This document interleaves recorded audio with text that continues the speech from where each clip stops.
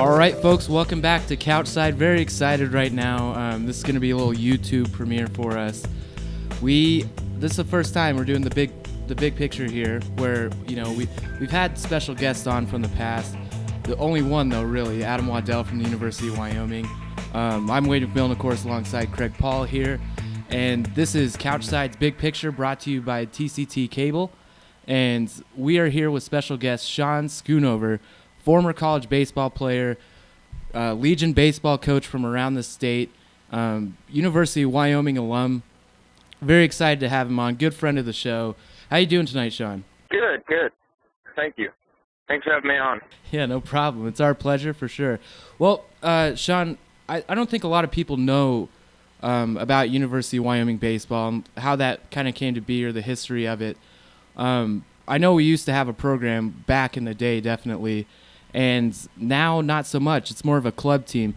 Tell us what you know about the history and maybe where you see where it was going, and maybe a little bit about your experience there as a Cowboy baseball player.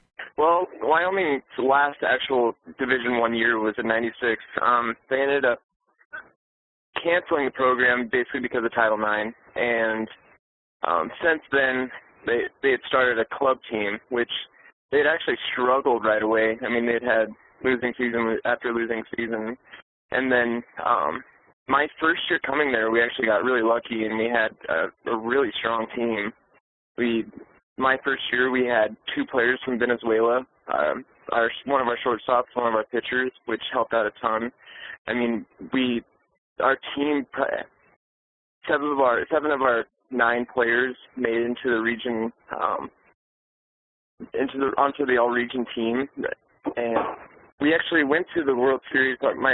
All 3 years that I played for Wyoming, we took third 2 years in a row, and then we lost in the national championship to Kentucky my last year.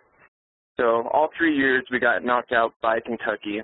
But through club, it's a really strong program. It's stronger than what people would think. There's teams, like I said, Kentucky. We played Texas. We played Colorado. We played South Carolina. I mean, teams from all around the nation, which usually is players that either didn't make their Division I team or were younger players that were that hadn't, I guess, been into the program yet or anything. So, I mean, there was some definitely strong recruits that we played against. Oh yeah, for sure. It sounds like we were talking a little bit about in this prep. There was I believe you said 9 regions of club baseball teams, and you were throwing out names like Kentucky and Texas, which are Division I teams, but they still have that club. Now, around your area in Wyoming, in that region, most of those, I mean, that was maybe even the best of the best from that area, considering that their college, their university didn't even offer baseball as a college-sanctioned sport, since we are talking club here. Yeah, teams around, I guess, Wyoming. Colorado State does not have a Division I team as well, and so they play club, and they're a very strong team. They had actually won the national championships like 4 out of 5 years, and I mean, they're a really strong team. They're actually one team that does bring in players from around the nation just to play for their club team. So, I mean, we also played. University of Colorado was in our conference. We had Denver University, which is usually a strong team, and Idaho State. We played Idaho State. Every year before the season, we'd go to Las Vegas and play in a tournament there, and we'd see teams, I guess, around the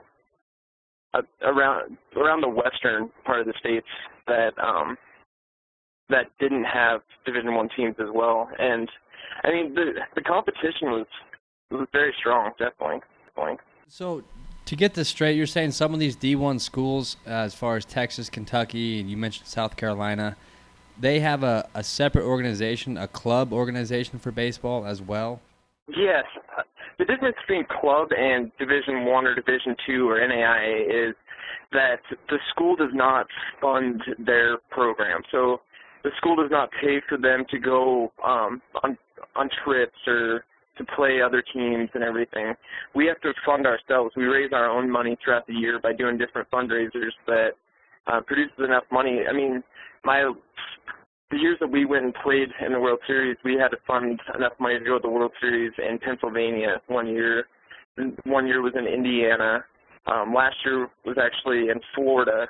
You have to pay for your way to play other teams and everything.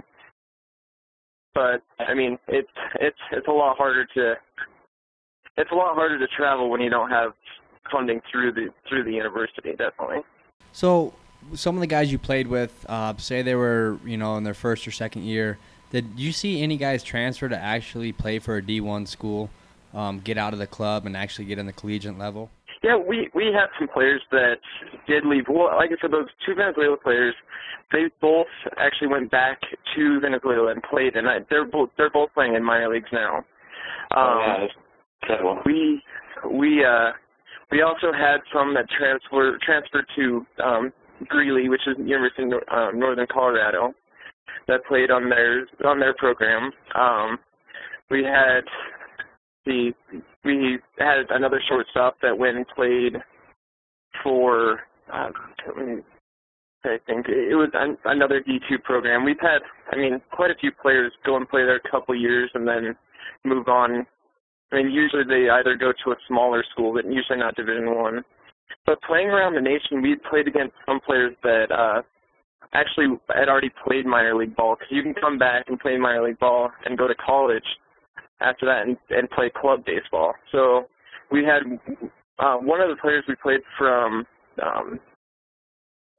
Carolina, Coastal Carolina. He actually pitched for the Braves organization, and it came back, and we actually played them at the World Series my second year. And he was throwing 92, 93 with a great curveball, great changeup. Amazing prospect. So. Well, yeah, it sounds like the wheels are in motion for perhaps Wyoming to extend this program. Now, there's been some support in the legislature, I believe, in the early goings of it, or maybe on the docket for this next coming session, to get a facility in place in Laramie and maybe to explore the future opportunities of Wyoming maybe even becoming a school-sanctioned baseball team. What have you heard, or was there anything in motion when you were there with the club, and what kind of buzz did is that drawing in Laramie, Wyoming? Well, there's been a lot of buzz, actually, about University of Wyoming gaining a team. One of the biggest concerns that they've had in Wyoming is getting teams to travel there. The season starts February, March, and that's usually in Laramie, that's a really big time for snowstorms and cold weather. So usually it's a really hard time for the teams to get in there. But in playing baseball, you have to have the right temperature and the right So they've proposed to build a dome actually in Laramie, where they actually had the funding set, and they proposed it to the Senate, and actually the Senate turned it down right off the bat. But there's been talk around the state and everything like that, and there's been funding. One of the biggest funders are Pete and Al Simpson. They both are big on Wyoming alumni, and they both have proposed for Wyoming to have a baseball team. So, it would be huge for the state. Other teams in Wyoming, Casper College is another school that has proposed to start a school or start a baseball program as well. Yeah, well, it sounds like there's some good news at least, or maybe this can become a reality soon in Wyoming, which, when you're living in a state that has no pro resources and only one university, you want to see them get all the, sports that they can, and they would definitely have a following, you'd have to believe, in this state. So, Sean, before it started, let's talk a little bit more about you personally. Now, I know coming out of high school, you were the single A player of the year your senior year here in Cody in 2005. Take us maybe a little bit, just briefly, on your high school career there, especially your senior season. And then after that, in case folks you probably didn't know, Sean went on to play at Hastings College, and a little bit of misfortune came your way. Tell us kind of what happened with you personally, from your senior year and then you going into trying to extend your baseball career?